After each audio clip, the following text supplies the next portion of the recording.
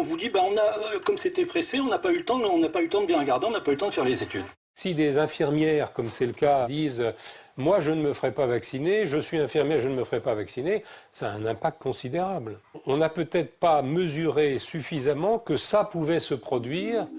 Une semaine avant la campagne de vaccination, les services du Premier ministre réalisent un sondage qui montre que le refus des Français est de plus en plus fort. 85% d'entre eux ne veulent pas se faire vacciner.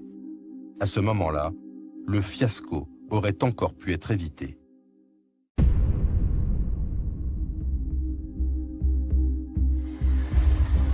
Malgré les réticences de l'opinion, le gouvernement s'obstine et la campagne est lancée. Sous escorte de la gendarmerie, des centaines de milliers de vaccins traversent la France pour rejoindre plus de 1000 centres de vaccination. C'est ce jour-là que la ministre de la Santé se met en scène. 33 000 infirmiers et médecins sont mobilisés. Mais les Français boudent l'opération et les gymnases restent déserts.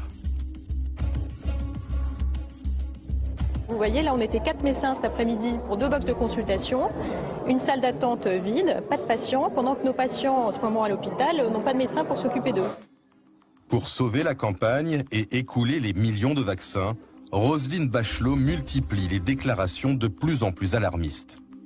Vous savez que quand on a vu dans un service hospitalier le parenchyme d'un petit bébé atteint irrémédiablement par le virus A/H1N1, qu'on a vu en réanimation des femmes enceintes, des jeunes gens présenter des formes fulminantes et mourir en 2 ou 3 heures avec cette forme de grippe, eh bien je vous assure... Je vous dis la vérité.